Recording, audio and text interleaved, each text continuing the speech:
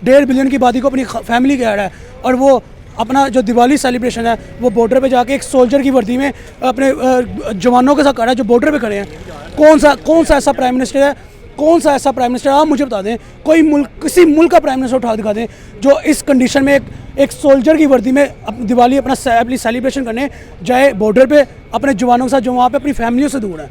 ठीक है, ये होती है बेसिकली इमोशंस, ये होती हैं फीलिंग्स जो आप अपने फैमिली के लिए फील करते हो। नरेंद्र मोदी के ताल्लुकात देखें, रशिया के साथ किए हैं, पोलैंड के साथ किए हैं, यूक्रेन के साथ किए हैं, अमेरिका से किए हैं, इटली के साथ तो बहुत अच्छा ताल्लुक इटली के साथ मेलेनी की वजह से इटली के साथ किए हैं। उसके साथ साथ आप देखें उनके आप देखें इसराइल के साथ किए हैं, फ़लस्तीन के साथ किए हैं, गज़ा के साथ किए हैं, ठीक है, ईरान के साथ किए हैं ताल्लुकात।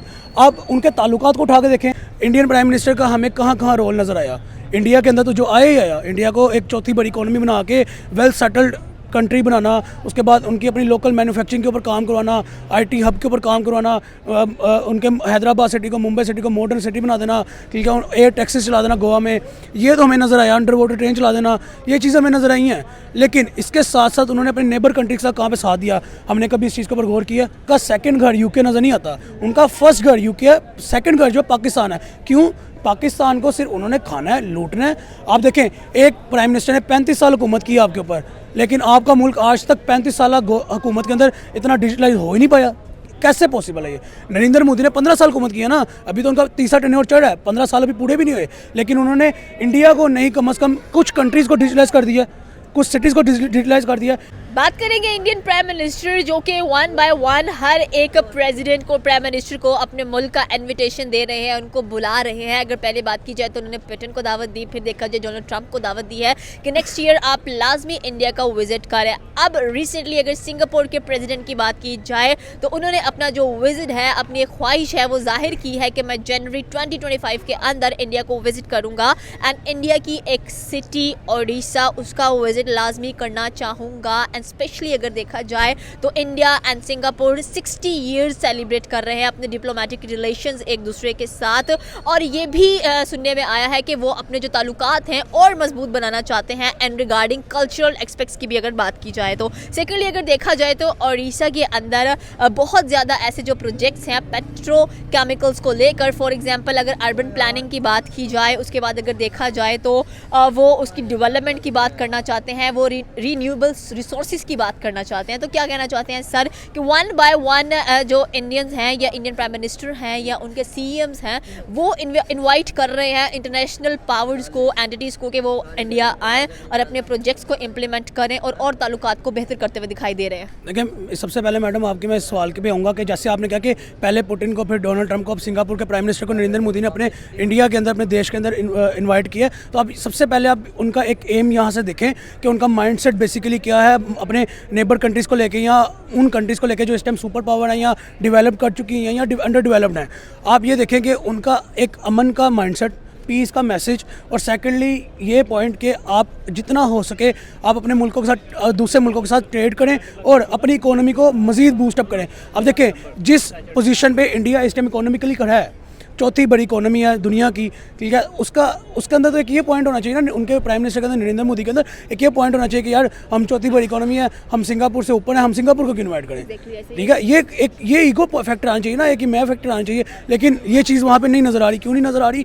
कि नरेंद्र मोदी का, मैं एक इलेक्शन के दौरान एक उनका कंपेन सुन रहा था जिसके अंदर उन्होंने कहा कि हमें नहीं गर्ज पड़ता हमारे दुश्मन कौन है, हमें किसी से दुश्मनी लेनी नहीं है, ठीक है, हमें तो अमन चाहिए। अमन का मैसेज उन्होंने वहाँ पे दिया, उन्होंने अमन का पैगाम पूरी एक सोशल प्लेटफॉर्म पे आके दिया कि देखें आपका माइंडसेट बेसिकली ये है। जब आपके माइंडसेट ये हो कि हमने अमन के साथ, अपने नेबर कंट्री के साथ या मुख्तलिफ ममालिक के साथ हमने ट्रेड करनी है, आगे लेके चलना है अपने मुल्क को मज़ीद, तो आप फिर ऐसे कदम उठाते हैं। आप देखें, अब पहले डोनाल्ड ट्रंप को, हालांकि अमेरिका सुपर पावर है, अमेरिका की हमने सुना, हमें सोशल मीडिया ने बताया कि अमेरिका इंडिया टसल नज़र आती है, ठीक है, इंडिया पाक के एक टसल में अमेरिका अपने असला बेचता है, कश्मीर के मुद्दे में अमेरिका अपना असला बेचता है। लेकिन नरेंद्र मोदी ने डोनाल्ड ट्रंप को ही क्यों इन्वाइट किया? अमेरिका का प्राइम मिनिस्टर है, वो तो प्रेसिडेंट है ना, डोनाल्ड ट्रंप अमेरिका का प्रेसिडेंट है, अमेरिका के प्रेसिडेंट को इंडियन प्राइम मिनिस्टर क्यों इन्वाइट कर रहा है इंडिया में? देखिए, मुद्दा यहाँ पर ये नहीं है कि जंग, लड़ाई झगड़ा, टसल, मुद्दा यहाँ पर यह है कि वो सुपर पावर हैं, नरेंद्र मोदी ने इंडिया को सुपर पावर बनाना है, ठीक है। तो अब वो एक सुपर पावर कंट्री के प्रेसिडेंट के साथ बैठेंगे, उठेंगे, उनसे उनके एक्सपीरियंस शेयर करेंगे, तो इंडिया को एक सुपर पावर बना सकते हैं ना। तो यहाँ पे बेसिकली पॉइंट यहाँ पे ये है। अब देखिए इंडियन प्राइम मिनिस्टर का हमें कहाँ कहाँ रोल नज़र आया। इंडिया के अंदर तो जो आया ही आया, इंडिया को एक चौथी बड़ी इकोनॉमी बना के वेल सेटल्ड कंट्री बनाना, उसके बाद उनकी अपनी लोकल मैन्युफैक्चरिंग के ऊपर काम करवाना, आईटी हब के ऊपर काम करवाना, उनके हैदराबाद सिटी को, मुंबई सिटी को मॉडर्न सिटी बना देना, ठीक है, एयर टैक्सीज चला देना गोवा में, ये तो हमें नज़र आया। अंडर वाटर ट्रेन चला देना, ये चीज़ें हमें नज़र आई हैं। लेकिन इसके साथ साथ उन्होंने अपने नेबर कंट्री के साथ कहाँ पे साथ दिया, हमने कभी इस चीज़ के ऊपर गौर किया नहीं। अब मुद्दा यहाँ पे है कि उन्होंने इसराइल फ़लस्तीन जंग में इसराइल को भी सपोर्ट किया, फ़लस्तीन को भी सपोर्ट किया, रशिया यूक्रेन वॉर में रशिया को भी सपोर्ट किया, यूक्रेन को भी सपोर्ट किया। क्यों किया? क्योंकि वो अपना जो ताल्लुक है, रिलेशन है, अपने नेबर कंट्री के साथ ख़राब नहीं करना चाहते ना। मुद्दा यहाँ पे तो ये नज़र आता है, इंसानियत का मुद्दा नज़र आता है, अमन का मुद्दा नज़र आता है। अब यहाँ पे एक पॉइंट उठता है कि पाकिस्तानी प्राइम मिनिस्टर कहाँ पे खड़े हैं। अगर इंडिया का एक प्राइम मिनिस्टर 1947 में इंडिया पाक अलग हुआ, अलग-अलग स्टेट्स डिक्लेयर हुई, तो इंडियन प्राइम मिनिस्टर ने अपने 1947 से लेके 2024 तक के जितना भी टेन्योर गुजरे उनके प्राइम मिनिस्टर्स के, नरेंद्र मोदी को हाईलाइट क्यों किया जाता है? क्योंकि उन्होंने अमन का, ह्यूमैनिटी का पैगाम पहुंचाया, इंसानियत का पैगाम मुद्दा उठाया है। पाकिस्तानी प्राइम मिनिस्टर में से नवाज शरीफ को या शहबाज शरीफ को या इमरान खान को क्यों नहीं हाईलाइट किया जाता? इसलिए नहीं किया जाता कि इन्होंने अपने मुल्क के अंदर एक दूसरे की टांगें खींची हैं। इन्होंने अपने मुल्क के अंदर रहते हुए, लेकिन हमारे प्राइम मिनिस्टर्स भी तो जाते हैं ना, यूके जाते हैं, स्पेशल अपने इलाज के लिए जाते हैं। यूके उनका सेकंड घर नजर आता है। एंड सेकंडली अगर देखा जाए तो मैं कभी आपकी इस बात से बापू खिलाफ करूंगा कि उनका सेकंड घर यूके नज़र नहीं आता। उनका फर्स्ट घर यूके है, सेकंड घर जो पाकिस्तान है। क्यों? पाकिस्तान को सिर्फ उन्होंने खाना है, लूटना है। आप देखें, एक प्राइम मिनिस्टर ने 35 साल हुकूमत की आपके ऊपर, लेकिन आपका मुल्क आज तक 35 साल हुकूमत के अंदर इतना डिजिटलाइज हो ही नहीं पाया। कैसे पॉसिबल है ये? नरेंद्र मोदी ने 15 साल हुकूमत की है ना, अभी तो उनका तीसरा टेन्योर चढ़ है, 15 साल अभी पूरे भी नहीं हुए, लेकिन उन्होंने इंडिया को नहीं, कम से कम कुछ कंट्रीज़ को डिजिटलाइज कर दिया, कुछ सिटीज़ को डिजिटलाइज कर दिया, इंडिया को उन्होंने चौथी बड़ी इकोनॉमी बना दी। हमारे प्राइम मिनिस्टर 35 साल हुकूमत करने के बाद पाकिस्तान को क्यों बड़ी इकोनॉमी नहीं बना सके? ये वजह क्या है? वजह सिंपल सी एक बात पीछे है, करप्शन। बस इन्होंने सिर्फ देखा हमारे यहाँ सस्ते बन जाए, हमारी जो 7 नस्लें हैं वो आराम से घर बैठ के खा लें, पाकिस्तान जाए भाड़ में, ठीक है। इतना प्यार जब अपने मुल्क के साथ नजर आए ना, तो फिर वो चौथी बड़ी इकोनॉमी होता है। उनको प्यार है तो सही है, पाकिस्तान के लोगों को भी पाकिस्तान से प्यार है, पाकिस्तान के प्राइम मिनिस्टर को भी प्यार है, पाकिस्तान के शोभा उठा के देख लें, हर डिपार्टमेंट में ऐसा बंदा मिलेगा जिसको उसका नॉलेज नहीं होगा लेकिन कुर्सी पर बैठा है। देखिए मैडम, यही पॉइंट है मेरा। पाकिस्तान से प्यार नहीं है, पाकिस्तानी अवाम को पाकिस्तानी गवर्नमेंट से प्यार नहीं है। इनको सिर्फ एक डंडा रोकता है पीछे। इनको जो एक चीज़ है ना, काला वीगो डाला, ये इनको डर है, जिसकी वजह से खामोश रहते हैं। और जब आवाज़ उठाते हैं तो 3-3 साल की कैद के बाद अभी तक लोग बाहर नहीं आते। ये मुद्दे हैं। मैं नहीं कहता कि आप किसी एक को सपोर्ट करें, आप इमरान खान को सपोर्ट करें, आप नवाज शरीफ को सपोर्ट करें, नहीं, आप सपोर्ट करें उसको करें जो पाकिस्तान के लिए बेहतर सोचता हो, ठीक है। आप वो चाहे कोई हमारा जनरल हो, वो चाहे हमारा कोई कर्नल हो, वो चाहे कोई हमारा गरीब सड़क पे बेचने वाला कोई भी ठेला लगाने वाला क्यों ना हो, जो ऐसा भले बंदा हो जो पाकिस्तान से मोहब्बत करे, जैसे नरेंद्र मोदी ने इंडिया के साथ मोहब्बत करके दिखाई, हम उसको सपोर्ट करो। आप लोग, हम भी करें, आप लोग भी करो, ठीक है। मुद्दा यहाँ पे ये है कि एक बहुत पॉलिटिकल पॉइंट उठता है कि नरेंद्र मोदी तो चाय बेचने वाला था। भाई आप उसके चाय बेचने वाले को देख रहे हो, आप उसका वो माइंडसेट नहीं दे रहे जिसने इंडिया को चौथी बड़ी इकोनॉमी बना दी है। आप वो नहीं दे रहे कि उसके किस माइंडसेट की वजह से आज इंडिया स्टेज पर, पाकिस्तान कहाँ पे खड़ा है। आप ये कभी कंपैरिजन करके देखो ना। आप लोग तो ये कंपैरिजन करते हो कि इंडिया यहाँ पे कहाँ पे, पाकिस्तान यहाँ पे कहाँ पे। नहीं, आप ये कंपैरिजन करो कि इंडियन प्राइम मिनिस्टर ने चाय बेचने के बावजूद अपने एम क्या रखे, अपने माइंडसेट को क्या रखा, और पाकिस्तानी प्राइम मिनिस्टर जद्दी पुश्ती लैंडलॉर्ड होने के बावजूद उनके पाकिस्तान को, अपने माइंड को, अपने एम को कहाँ पे रखा? उन्होंने सिर्फ पाकिस्तान को जूती की नोक पे रखा है, ठीक है। और नरेंद्र मोदी ने कहाँ रखा अपने इंडिया को?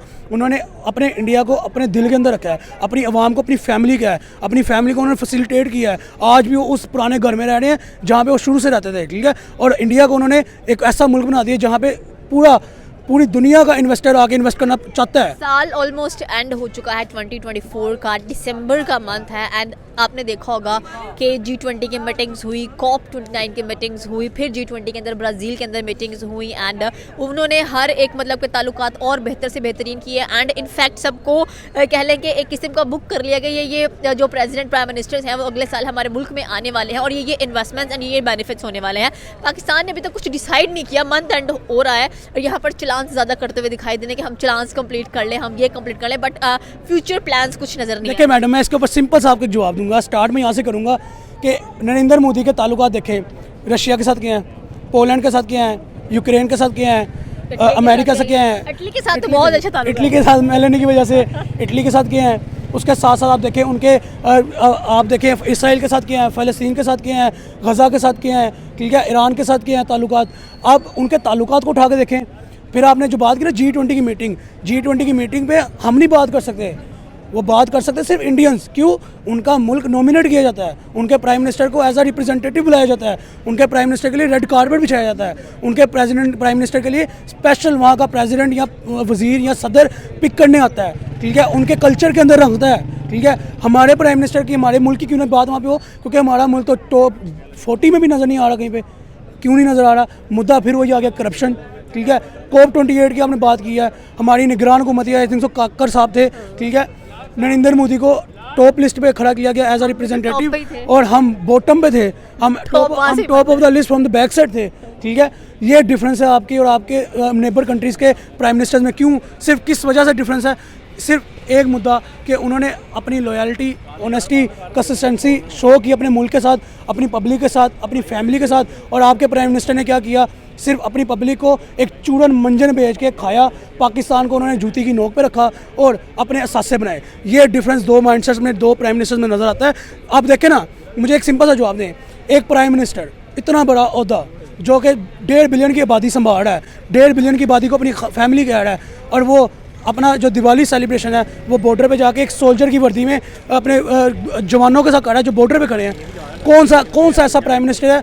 कौन सा ऐसा प्राइम मिनिस्टर, आप मुझे बता दें, कोई मुल्क, किसी मुल्क का प्राइम मिनिस्टर उठा दिखा दें जो इस कंडीशन में एक सोल्जर की वर्दी में दिवाली अपनी सेलिब्रेशन करने जाए बॉर्डर पे अपने जवानों के साथ, जो वहाँ पे अपनी फैमिलियों से दूर है, ठीक है। ये होती है बेसिकली इमोशंस, ये होती हैं फीलिंग्स जो आप अपने फैमिली के लिए फील करते हो। यहाँ पे हमारा प्राइम मिनिस्टर गुजरा हो ना तो 1.5 घंटा आवाम जो है ना वो ट्रैफिक ब्लॉक में रहती है कि प्रोटोकॉल जा रहा है प्राइम मिनिस्टर का, प्रोटोकॉल जा रहा है MNA का। अब उसी आवाम के वोटों से, उसी आवाम के दिए गए टैक्सों से आपके घर के चूल्हे चल रहे हैं, आपके बच्चे अमेरिका में बैठे हैं, UK में बैठे हैं, कनाडा में बैठे हैं, और वही आवाम आपके प्रोटोकॉल के लिए इंतज़ार कर रही है। आपकी मैं इस बात से बड़ा इतफाक़ करूँगा कि आपने बात की कि साल ख़त्म हो रहा है, वो इंडिया हमारा एक बॉर्डर का फासला है ना, वो G20 की मीटिंग के ऊपर रिप्रेजेंटेटिव बने हैं, वो COP28 में जा रहे हैं, उनको इतने रिस्पेक्ट दी जा रही है, और हमारे यहाँ पर चला नहीं ख़त्म हो रहे। क्यों नहीं ख़त्म हो रहे? आप एक सिंपल सा मैं आपको इसके ऊपर कुलिया बताऊंगा कि आप इंडिया की साइड पे जाके देखें ना, वहाँ पे रूल्स एंड रेगुलेशन नजर आते हैं। वहाँ पे ना एक ऐसे परफॉर्मा बना के रख दिया जाता है कि ये रूल्स हैं, ये रेगुलेशन हैं, इस तरह आप चलोगे तो ठीक है, नहीं चलोगे तो आपको यहाँ पे फाइन होगा। पाकिस्तान में इस रूल के ऊपर क्या किया जाता है? पूरा साल हमारी सारी फोर्स, पुलिस है, पंजाब पुलिस है, आर्मी है, कोई भी है, सोई होती है, ठीक है, अपनी अपनी छुट्टियाँ मनाने घरों में गए होते हैं।